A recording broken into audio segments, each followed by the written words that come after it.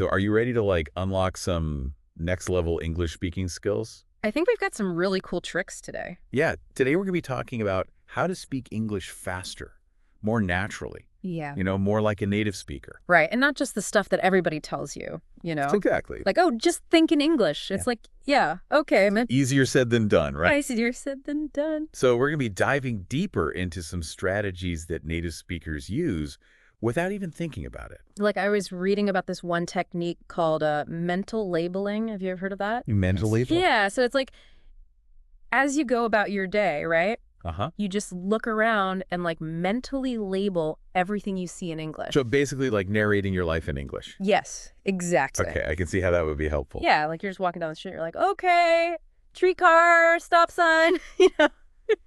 Like you're a sports commentator for your own life. Exactly. I love it. It's a fun way to just like constantly be reinforcing that vocabulary. Yeah. And speaking of vocabulary, one thing that native speakers do a lot is use common phrases. Oh, absolutely. Those are like our secret weapon. Yeah, like pre-built chunks of language that we just pull out. It's like having a cheat sheet for conversations. Right. And our sources really emphasize the importance of keeping a phrase bank. Oh, a phrase bank. That's a great way to put it. Yeah, so like a notebook or, a note on your phone Yeah, anything where you can just jot down those phrases that you hear and that you think would be useful. yes, and then you can practice them and have them ready to go. Okay, so we've got mental labeling, we've got the phrase bank, and now I want to talk about shadowing. Ah, shadowing, yeah. Because I feel like this is a technique that a lot of people have heard of, Right. but they maybe don't do it quite right. Yeah, you got to go beyond just repeating the words. Exactly. Yeah. Like, it's about really embodying the delivery. Like becoming a vocal chameleon? Ooh, I like that. You're matching the pauses, the intonation, the rhythm. Even like the breathing? Yes, even the breathing. It's Yeah. wild. Wow, I never thought about like mimicking someone's breathing pattern. But it makes a huge difference in how natural you sound. Okay, I have to try that. Yeah, it's like synchronized swimming, but with voices. Okay, so we've got these techniques so far. What else can we do to speed up our speaking? Well, one thing that can be really effective is practicing with time limits. Oh, time limits. Yeah, so like set a timer for a minute or two, Okay. pick a random topic, and just try to talk about it nonstop. Also like a challenge. Yes, it's a challenge. It pushes you to think and speak faster. I like that. I can see how that would be helpful. And it can be fun too. Like you can even make it a game with friends. Oh, that's a good idea. So you can talk the longest without pausing. I like it. Okay, so we've got time limits. Yeah. And then what about actually mimicking the style of native speakers? Ah, yes, that's a powerful technique. Like not just the words, but the whole vibe. Exactly. So choose a speaker that you admire. Okay. Maybe it's someone from a podcast or a TED Talk or even a character from a movie. And really study how they speak. So not just what they say, but how they say it. Yes. Pay attention to their tone, their pacing, their use of pauses. Even their body language. Absolutely. All of it contributes to their overall style. Wow, so it's like we're becoming language detectives. Yes, exactly. You're trying to uncover all the little secrets that make native speakers sound so natural. Okay, I'm ready to put on my detective hat. Excellent. Now, one thing that I know a lot of English learners worry about is grammar. Oh, yes. Grammar can be a big hurdle. Right, and they're worried that if they try to speak faster, they'll make more mistakes. I understand that fear, but here's the thing. Yeah. Native speakers make grammar mistakes all the time, Really? especially in casual conversation. So it's not about being perfect. No, not at all. The goal of fluency is to communicate effectively. Right, like to get your message across. Exactly. Think of grammar as a roadmap, not a set of handcuffs. Ooh, I like that. A roadmap. It's there to guide you, but it shouldn't restrict your ability to express yourself. So it's more about being understood than being grammatically perfect. Exactly. Okay, that makes me feel a lot better. Good. Because you should be focusing on communicating your ideas, not on memorizing every single grammar rule. Okay, so we've talked about a lot of positive things, but I know there are also pitfalls to avoid when we're trying to speak faster. Oh, definitely. There are some common traps that learners fall into. Like it. Well, one of the biggest ones is rushing words to the point where they become unintelligible. Oh, yeah. Like you're just mumbling. Right. It's like trying to cram a whole week's worth of clothes into a tiny carry-on bag. It just becomes a mess. Exactly. Clarity is key, even when you're speaking at a faster pace. So it's not just about speaking as fast as possible. No, it's about finding that sweet spot where you're clear, confident, and still maintaining a natural flow. Okay, so clarity is key. What else? Another common mistake is neglecting pronunciation. Oh, yeah. People think, oh, if I just speak faster, nobody will notice if I mispronounce a few words. But that's not true. Mispronunciation can really hinder communication, even if you're speaking quickly. It's like those sped up audio clips where everything sounds like gibberish. Exactly. Each sound matters. Each syllable contributes to clear communication. Okay, so pronunciation is important. What else should we watch out for? And then, of course, there are those pesky filler words. Oh, yeah, the ums and oohs. Yes, those can really slow down your speech and make you sound hesitant. I know I'm guilty of that. We all are. It's natural to pause and think. Right. But when those pauses are filled with and zoos, it disrupts the flow of your speech. So it's about finding those moments to pause without using filler words. Exactly. Give your brain a moment to catch up without disrupting the rhythm. Okay, that makes sense. And finally, is there anything else that we should be aware of? One last thing that I think is really important is to not neglect real-world practice. Oh, yeah, you can't just practice in a vacuum. Exactly. You need to get out there and have actual conversations with native speakers. Right, because that's where the real learning happens. Absolutely. It's where you can test out your skills, adapt to different speaking styles, and build your confidence. So we've got to get out of our comfort zones. Yes. Get out there and embrace those real-life conversations. All right, so we've covered a lot of ground in this first part of our deep dive. We have. We've talked about some really cool techniques for boosting fluency and sounding more natural. And we've also talked about some common pitfalls to avoid. Exactly. But now I want to move on to some daily exercises that we can do to actually put all this knowledge into practice. I'm excited to share those. I think they're really going to make a difference. So let's take a quick break, and then we'll come back and dive into those exercises. So are you ready to supercharge those English speaking skills? I am so ready. Let's do it. Okay, awesome. So one exercise that I really love is the listen and repeat method. You familiar with that one? Oh, yeah, I've heard of that. Yeah, it's super simple, but so effective. Basically, you just find an audio clip that you enjoy. Okay. It could be a podcast, an audiobook, even a song. And you just listen and repeat, try to match the speaker's pace and intonation as closely as possible. It's like shadowing, but even more focused. Exactly, like you're really honing in on those pronunciation details. Okay, I like that. What else do we have? Another good one is speed reading aloud. Speed reading aloud. Yeah, so grab any English text. It could be a news article, a page from a novel, anything. Uh-huh. And read it aloud as fast as you can while still maintaining clarity. Okay, so it's about pushing those limits. Yes, it's a workout for your articulation muscles, I can imagine. but it really helps to build fluency and speed. Okay, and I know we talked about this before, but those 1-minute speaking challenges are also fantastic. Oh, yes, those are classic. Just choose a random topic, set a timer, and talk nonstop for a whole minute. It's amazing how much you can improve just by doing that regularly. It's like a sprint for your speaking skills. Exactly, and it forces you to think on your feet.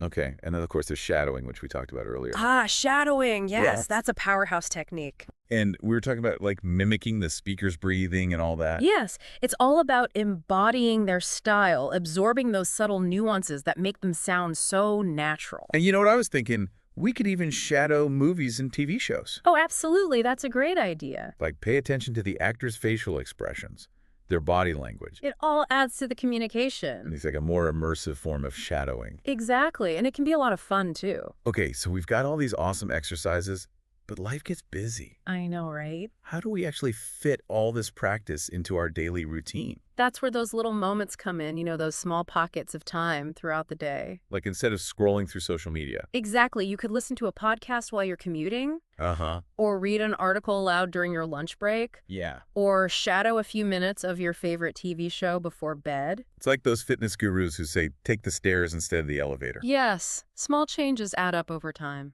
So it's not about finding huge chunks of time. It's about making English a part of your daily life. Precisely. And the more you do that, the more natural it will become. Okay, that makes sense. And what about those all-important real-life conversations? Yes, those are key. How can we get more of those? Well, it's all about putting yourself out there, Getting out of our comfort zones. Exactly. Join a conversation group, find a language exchange partner. Okay. Even just strike up conversations with strangers who seem approachable. I don't know about that one. That sounds scary. I know it can be intimidating, but it's the best way to really test your skills. You're right. I guess I just need to be brave. And remember, everyone makes mistakes. It's all part of the learning process. Okay, That's good to hear, because I know I'm going to mess up sometime. Of course you will. We all do. Even native speakers. So it's not about being perfect, it's about communicating. Exactly. Okay.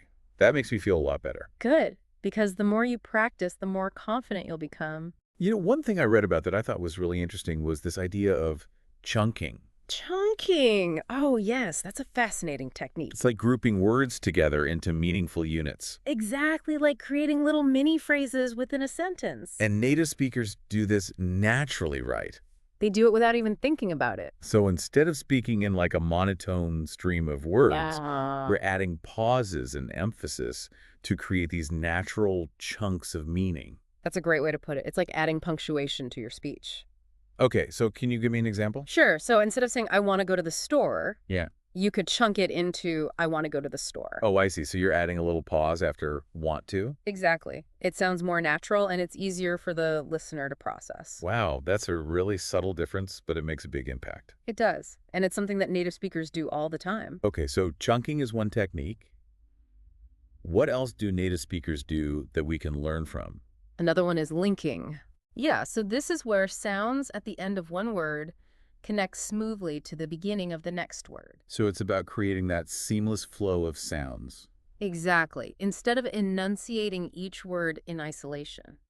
Okay, can you give me an example of that? Sure, so instead of saying, can I ask, you might say, can I ask, linking the N and I sounds. Oh, wow. I never noticed that before. It's a very subtle thing, but it makes a big difference in how natural you sound. It's like those hidden gears in a well-oiled machine. Exactly. And then, of course, there's intonation. Oh, intonation. Yes. That's the rise and fall of our voice. Right. It's what gives our speech emotion and meaning. And it can really change the way a sentence is interpreted. Absolutely. Even if the words are the same, intonation can completely change the message. So even when we're speaking quickly, we need to make sure our intonation is on point. Yes, otherwise we just sound like robots. Okay, I'm definitely guilty of not paying enough attention to intonation.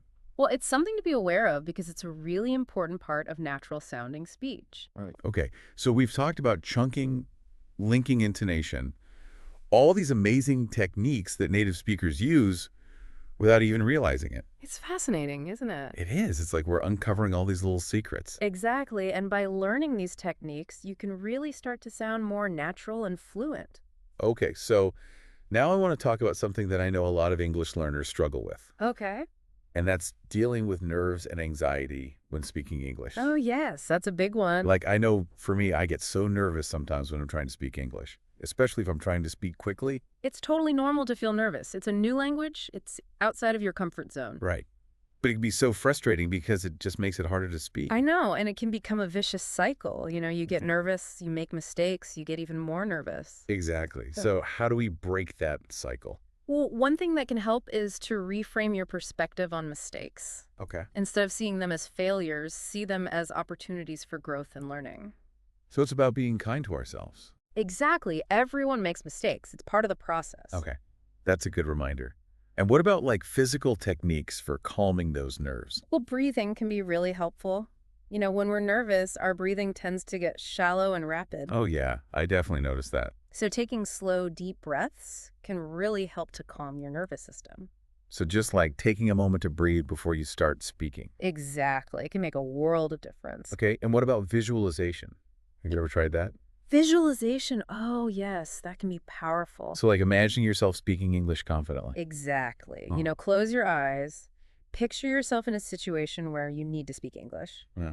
and see yourself speaking fluently, effortlessly, confidently. So it's like a mental rehearsal. Yes, exactly. You're training your mind to believe that you can do it. Okay, I like that. And the more we visualize ourselves speaking confidently, the more likely we are to actually feel confident. Absolutely. It's about creating those positive neural pathways. Okay, so we've talked about reframing our perspective on mistakes, breathing visualization, Yes. all great techniques for managing those nerves. And remember, the more you practice, the more confident you'll become. Right. It's like anything else, the more you do it, the easier it gets. Exactly. So don't be afraid to put yourself out there and just start speaking. Okay, so, thinking about this whole journey towards fluency, it's not like there's a finish line we cross, right? No, it's an ongoing process. It's about constant growth and improvement. Exactly. And it's important to celebrate those milestones along the way. So how do we track those milestones? How do we actually measure our progress? Well, one way is to record yourself speaking English at regular intervals, Oh. maybe once a month or even once a week, and then listen back to those recordings and pay attention to the changes. Oh, that's a good idea. I never thought about doing that. It can be really eye-opening. Yeah. You know, you might be surprised at how much you've improved without even realizing it. Yeah. It's like those time-lapse videos where you see a plant growing over time. Exactly. And another way to gauge your progress is to simply pay attention to how you feel when you're speaking English. Oh, yeah, that's important too. Do you feel more comfortable, more confident? Are you able to express yourself more easily? Those feelings are a good indicator of progress. They are, and they're often more meaningful than any external measure. Okay, so it's not just about, like, hitting certain benchmarks. It's about feeling that internal shift. Exactly. It's about finding that joy and flow in communication. And as we become more fluent, we'll start to notice that conversations become less about the mechanics of language Right. and more about the connection and the understanding. Yes, it's like unlocking a whole new world. But let's be real. There will be times when we hit a plateau Of course. or we feel like we're not progressing as quickly as we'd like. It's inevitable. So how do we stay motivated during those times? Well, I think it's important to have a supportive community, you know? Oh, yeah, like other English learners who are going through the same thing. Oh. Exactly. You can share your experiences, celebrate each other's successes, and offer encouragement during those moments of doubt. It's like having a team of cheerleaders. Yes, exactly. And, we also need to be our own cheerleaders. Oh, absolutely. Because I know for me, that negative self-talk can be really destructive. I know what you mean. It's so easy to get down on ourselves. Yeah, so we need to practice self-compassion and celebrate those small wins. Exactly. Focus on the progress you've made, not on the mistakes you've made. Okay, so positive self-talk is key. It is. And remember, everyone learns at their own pace. Right, there's no need to compare ourselves to others. Exactly. Yeah. So just focus on your own journey and enjoy the ride.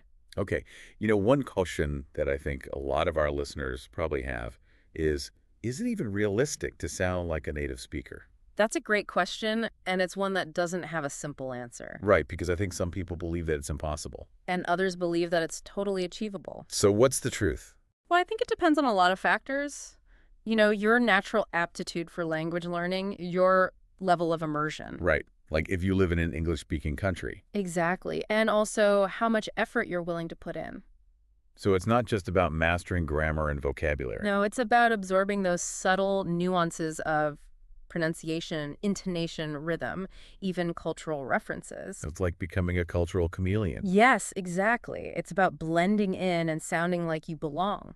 And that can be really challenging. It can be, but it's definitely not impossible. So what would you say to someone who's like really determined to sound like a native speaker? I would say go for it, Set your goals high and don't be afraid to challenge yourself. But also be realistic. Yes, of course, it's important to be realistic about the time and effort involved. But maybe it's not about sounding exactly like a native speaker, but more about sounding natural and confident. Exactly. That's a great way to put it. Okay, I like that. And, even if we don't achieve perfect native-like pronunciation, Right. the journey itself is so valuable. It's about expanding our horizons, connecting with new cultures, and discovering new ways of expressing ourselves. And that's something to celebrate. Absolutely. So we've talked about all these amazing techniques, Yeah. For sounding more natural and speaking more fluently. Yeah, there's a lot to take in. It is. So how do we actually make this knowledge stick? Right, like how do we go from just knowing about it to actually using it? Exactly. Yeah. We need that recipe for success. Well, I think one key ingredient is setting realistic goals. Okay, realistic goals. Yeah, because it's easy to get carried away and be like, I want to be fluent tomorrow. Right. But that's just setting yourself up for disappointment. So it's about breaking down that big goal of sounding like a native speaker Yeah. into smaller, more manageable steps. Exactly. Think of it like climbing a mountain. You wouldn't try to reach the summit in one giant leap. Yeah. You'd set up base camps along the way. Celebrate those smaller victories. I like that analogy. So instead of saying, I want to be fluent in English, you might say, I want to be able to confidently order food in a restaurant in English. Yeah. Or I want to be able to have a 5-minute conversation with a native speaker without feeling totally lost. Okay, so those are more specific goals. Exactly. And then another key ingredient, I think, is repetition. Oh, absolutely. It's like learning a musical instrument or a sport.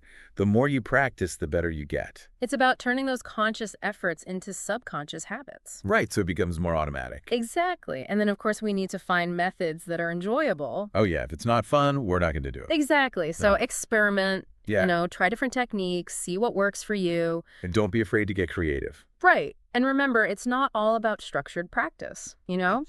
Surround yourself with English as much as possible, watch movies, listen to music. Read books. Yes, make it a part of your daily life. Create that immersion even if you're not living in an English-speaking country. Exactly. Okay, so we've talked about setting realistic goals, repetition, finding enjoyable methods, immersion. Yes. Now I want to talk about the elephant in the room, Oh, what's that? those real-life conversations. Yes, those can be scary. It can be. So how do we overcome that fear? Well, I think the first step is just accepting that fear is normal. Okay, It's okay to feel nervous. but we don't want to let that fear paralyze us. Exactly. It's about managing that fear and finding ways to push through it. So it's not about waiting until we feel completely ready. No. It's about just taking that leap. Exactly. Get out there and start speaking, even if you make mistakes. It's like riding a bike. Yeah, You're going to fall a few times, but eventually you'll get the hang of it. exactly. And remember, you don't have to do it alone.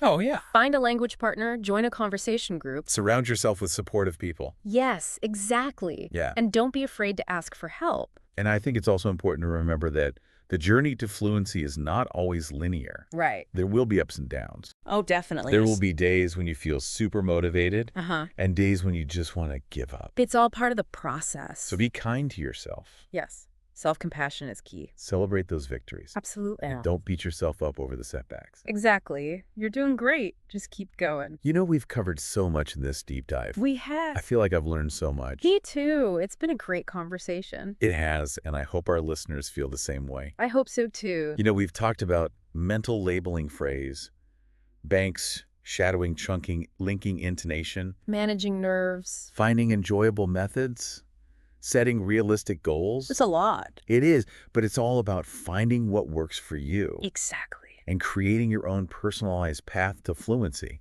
That's the beauty of language learning. It's a journey of self-discovery. It is, and it's a journey worth taking. Absolutely. Well, on that note, I think it's time to wrap up this episode of The Deep Dive. Sounds good. It's been a pleasure chatting with you. Likewise. And to our listeners, thank you so much for joining us. Yes, thanks for listening. We hope you found this deep dive insightful and inspiring. And we hope you'll join us again next time.